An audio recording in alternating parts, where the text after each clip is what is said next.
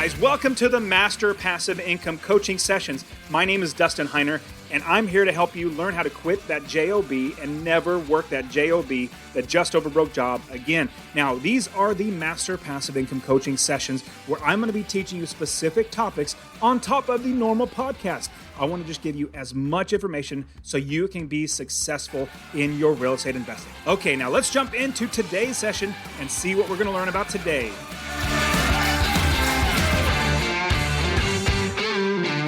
Due diligence. What in the world is that? Those two words, when you put them together, what is due diligence? Now, in real estate, due diligence is very, very important. In fact, all the properties that I've ever bought, 30 plus properties now, I always do due diligence. Now, what is it and how do you actually do due diligence when you do real estate, when you buy real estate? Now, hey guys, my name is Dustin Heiner with Master Passive Income, and I help people learn how to quit their JOB, that just over broke job, by investing in real estate rental properties so they never ever have to work a job again. And don't forget to subscribe to my channel because I'm giving out so much great insights into how to invest in real estate rental properties. So click that subscribe so you get all this great stuff absolutely for free. Now, when you're looking at due diligence, we're basically figuring out if the property is going to be a good property for us to buy, to invest in, to spend our hard-earned money in buying. Now, when you're thinking about due diligence, it's everything from the condition of the house, but then at the same time, if the house is going to make you money or not. See, now here's the basics of due diligence. We're going to look at the property and we're going to look at if it's going to make us money. And in doing that, we're going to be able to make $250 a month in passive income. Now, what's great is as you buy real estate and you rent it out as a rental, buy and hold rental property, you add up all your expenses. Then you have your income, which is your rent, how much you rent it for. That difference there, we want to make $250 a month in passive income. And I'm teaching my students literally how to do this all the time. They're buying properties left and right, making them $250 a month. I want to show you how to do it. Click on the link below, masterpassiveincome.com/free course. I will literally give you my free course where I show you how to actually find properties, fund or get money to buy the properties, how to make it automatic, how to quit your job. I'll show you all how to do that. Click the link below in the description or go to masterpassiveincome.com/free course. And I want to show you how to do that. And so the first thing you're going to be doing is looking at if this is a right property to actually invest your money in. This is not the physical characteristics. This is not the physical. This is going to be if it's a good property that's going to make you money. So first and foremost, what we're going to do is look at the area. Number one, look at the area of the country, area of the state, area of the city. We're going to drill down. And one thing I love to do is show all my students how to actually invest out of state. I invest in Texas, Arizona, and Ohio, and I have students investing all over the country, some even out of the country. And so what we're doing is we're finding good areas where the prices are relatively lower, but we could rent it for a good amount of money and make $250 a month. So that's the first one, location. We need to make sure we find a good location. Second thing, once we have the location, we want to make sure it's a good area. Let's say crime. We want to make sure the crime is fairly low, or at least in that certain city, we're getting in the best areas where crime is not big, where it's less crime. We want to have secure, safe places for people to live in. Another one are schools. Are the schools pretty decent? And here's a good pro tip I'm going to give you. If you go to Zillow, and I have a bunch of videos on how to use Zillow, so check in the description, a bunch of videos on how to use Zillow to find rental properties. But the greater schools rating here, as you're seeing here, if it's a 1, then that's the bottom of the barrel. If it's a 10, it's the top. But now here's the thing that you would not really know. You have to think a little harder about this. Now, if it's the best school in the world, the top it could be is a 10. It can't be 100, it can't be a 200, or even 11. It stops at 10. So that's a very, very best school, even if it's like 100 times better than a 10. Here's the same thing on the opposite end though. If it's a 1, it could be a -1,000 and it's still a 1 because it can't go below a 1. If it is a 2, that is so much drastically better than a 1. So if you're looking at schools from the greater school rating, a good understanding of if it's a good area or not, if you got a 2 or above, you're actually in pretty decent marking. So location, we got schools, we got crime. Another thing we want to do is look at our tenants.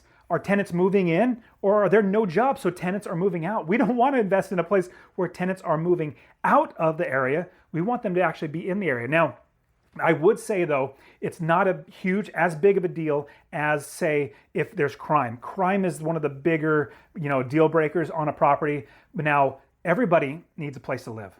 Everybody's going to live everywhere. Just because you're not going to live there doesn't mean somebody else wouldn't. I invest all over the country. And so even though I would not live in Ohio, I still own property there because it's an investment. It's a property that I own that I let other people make money for me. Like $250 a month in passive income is what I look for in every single property. So I add up all my expenses and then I have my income.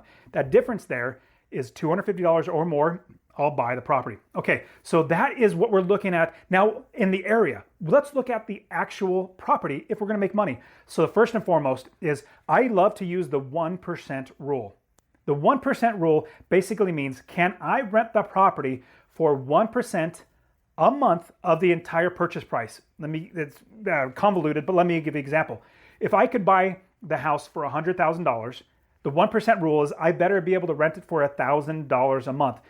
Every single month for $1,000. That is the bare minimum for me to then start looking at the numbers to see if it's a good property to actually invest in. So if you're looking right here on Zillow, if it's $100,000 or below and I could rent it for $1,000, you are actually going to be able to spend more time doing your due diligence. Now, that's the first barometer. That's the first criteria. Now, the 1% rule is the first little bit of criteria just to see if you want to put more time and effort into analyzing the deal. Analyzing if it's a good property or not to actually buy. If it meets the 1% rule, then we can look forward. Then we got to start calculating taxes, insurance, property manager fees, vacancy factor, repairs, capital expenses. We have to look at all of these, add all these up, and I have a calculator for you guys. Go to masterpassiveincome.com. If you go to my resources tab, I have an actual calculator walking you through everything to actually get through, and it'll be in the description as well. But you want to utilize that so that you can see if you're going to be making money in passive income. You also want to make sure that your mortgage going to be enough to where you're going to be able to make passive income, because that's another expense. So you're going to analyze all these numbers. If after you analyze all these expenses, you still have $250 a month in passive income, then it's probably a good property to move forward to looking at the physical characteristics of the property. Now, let's move on to the physical characteristics of the property. Outside, first and foremost, you're looking at a property, you probably won't live there yourself, but many other people will. In fact, I have lots of properties that I'm looking at like, I just don't like the look of the house, but people don't mind it. I mean, they're paying $500, $600, $700, $800 a month. They just need a place to live. It doesn't really necessarily matter. They're not something that they're going to be living in there for 100 years. They're probably going to be living there for 5, 6, 7 years and then maybe move on or buy their own house. What's great for us is we make money every single month in passive income from that property. So what you're looking at is the outside, making sure, actually, let me take that back. What only thing you're really looking for the entire property in this process, because remember, there's still more due diligence we're going to go through.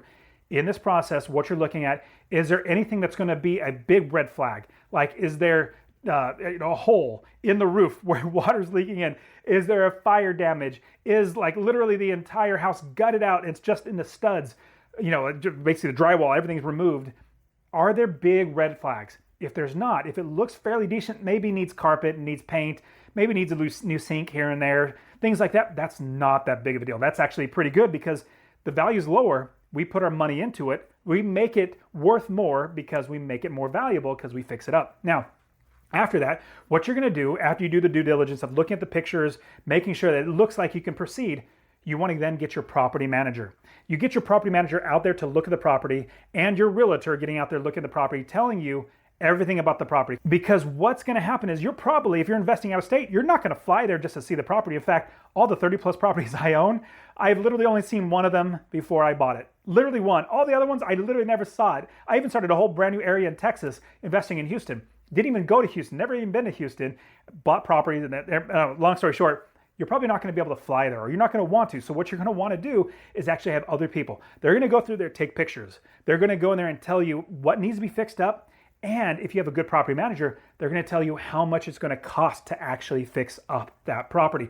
If they tell you how much it's going to cost to fix up, you can put that in your numbers and then make that offer. So now, one of the last bits of due diligence I'm going to give you in doing your due diligence on a property, the last bit after your property manager says yes, your realtor says yes, all the numbers look great, the area looks great, the last thing, and by far, you must do this, is you must get a home inspection.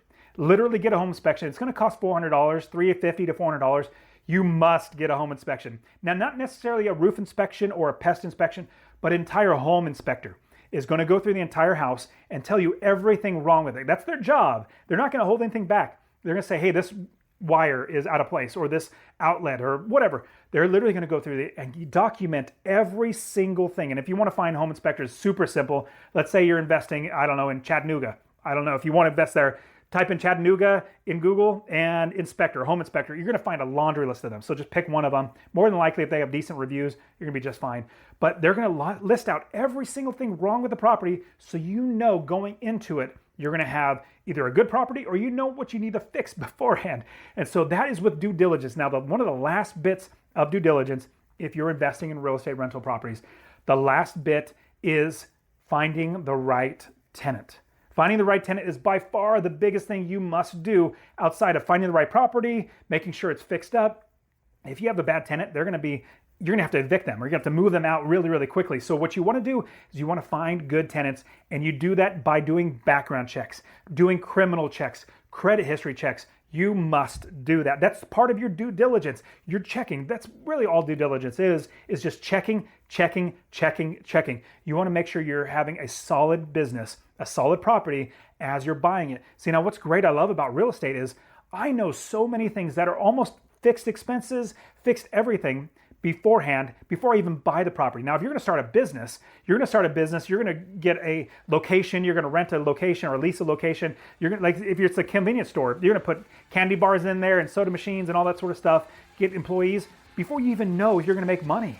What's great about real estate is you already know your expenses. You know how much you could rent it for, and the difference is your passive income. And I want to show you how to do that. Remember, get my free course, and don't forget to subscribe. I so want you guys to get all this great information showing you how to actually do this. I'm just your noble next door neighbor. I want to help you do this too. You guys subscribe. I'll see you guys in the next one.